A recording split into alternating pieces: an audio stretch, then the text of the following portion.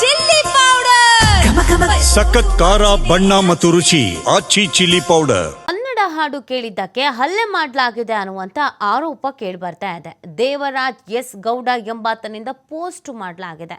ನಿನ್ನೆ ಮಾರ್ತಹಳ್ಳಿಯ ಪಬ್ ಒಂದಕ್ಕೆ ಹೋಗಿದ್ದ ವ್ಯಕ್ತಿ ಪಬ್ನಲ್ಲಿ 2 ಗಂಟೆ ಕಳೆದ್ರೂ ಪರಭಾಷೆ ಹಾಡನ್ನೇ ಹಾಕ್ತಾ ಇದ್ರಂತೆ. ಕನ್ನಡ ಹಾಡು ಹಾಕಿ ಅಂದಿದ್ದಕ್ಕೆ ಹಲ್ಲೆ ನಡೆಸಿರುವಂತ ಆರೋಪವನ್ನು ಮಾಡ್ತಾ ಇದ್ದಾರೆ. ಕೆಲ ಫೋಟೋ ವಿಡಿಯೋಗಳನ್ನ ಪೋಸ್ಟ್ ಮಾಡಿರುವಂತ ವ್ಯಕ್ತಿ ಇಂತಹ ಪಬ್ಗಳ ವಿರುದ್ಧ ಕ್ರಮ ಕೈಗೊಳ್ಳಬೇಕು ಅಂತ ಅವರು ಇದೇ ಸಂದರ್ಭದಲ್ಲಿ ಆಗ್ರಹಿಸಿದ್ದಾರೆ. ಸದ್ಯ ಈ ಬಗ್ಗೆ ಅಧಿಕೃತವಾಗಿ ಯಾವುದೇ ದೂರು ಕೂಡ ದಾಖಲಾಗಿಲ್ಲ. ಸೋಷಿಯಲ್ ಮೀಡಿಯಾದಲ್ಲಿ ಅವರು ಈ ಥರದೊಂದು ಬರಹ ಬರ್ಕೊಂಡು ಪೋಸ್ಟ್ ಮಾಡಿದ್ದಾರೆ. ಒಂದಷ್ಟು ಫೋಟೋಸ್ ಮತ್ತು ವಿಡಿಯೋಸ್ಗಳನ್ನು ಹಾಕಿದ್ದಾರೆ.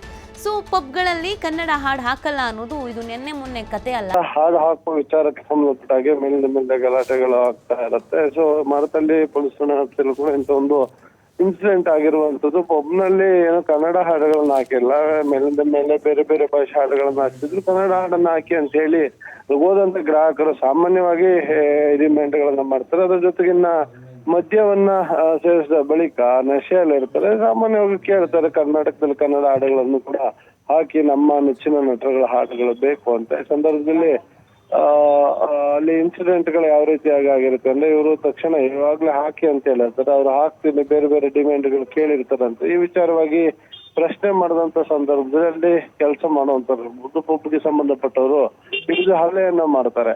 ಸೊ ಇಲ್ಲೂ ಕೂಡ ಅದೇ ರೀತಿಯ ಇನ್ಸಿಡೆಂಟ್ ಆಗಿರುವಂತ ಸಾಧ್ಯತೆಗಳಿರುತ್ತೆ. ಈಗಾಗಲೇ ಅವರು ಅದನ್ನ ವಿಡಿಯೋಗಳನ್ನ ಮಾಡಿ ಹಲ್ಲೆ ಮಾಡ್ತಿರೋ ವಿಡಿಯೋನ ಮತ್ತೆ ಅವ್ರ ಮೇಲೆ ತೋರಿಸಿರುವ ದರ್ಪ ಏನಿದೆ ಅದರ ವಿಡಿಯೋಗಳನ್ನ ಸೋಷಿಯಲ್ ಮೀಡಿಯಾ ಮುಖಾಂತರ ಹಾಕೋ ಮುಖಾಂತರ ಅದನ್ನ ಕಳಿಸಿರುವಂತದ್ದು. ಅಂದ್ರೆ ಬೆಂಗಳೂರಿನಲ್ಲಿ ಏನು ಕರ್ನಾಟಕದಲ್ಲಿ ಕನ್ನಡಿಗನೇ ಸಾರ್ವಭೌಮ, ಆದ್ರೆ ಅದಕ್ಕೆ ಇಲ್ಲಿ ಇತ್ತೀಚಿನ ದಿನಗಳಲ್ಲಿ ಹೊರ ರಾಜ್ಯಗಳಿಂದ ಬರುವಂತವ್ರು ಇಲ್ಲ ಬಿಸ್ನೆಸ್ ಹೆಸರಿನಲ್ಲಿ ಕರ್ನಾಟಕ ಮತ್ತು ಕನ್ನಡಕ್ಕೆ ಅವಮಾನಗಳನ್ನ ಮಾಡ್ತಿದ್ದಾರೆ ಅಂತ ಹೇಳಿ ಆರೋಪಗಳನ್ನ ಮಾಡ್ತಾರೆ. ಮೊದಲು ಕೂಡ ಇಂಥ ಇನ್ಸಿಡೆಂಟ್ಗಳಾಗಿದ್ವು. ಇದ್ರ ಬಗ್ಗೆ ಪೊಲೀಸರು ಕ್ರಮವನ್ನು ವಹಿಸಬೇಕಾಗುತ್ತೆ. ಮತ್ತೆ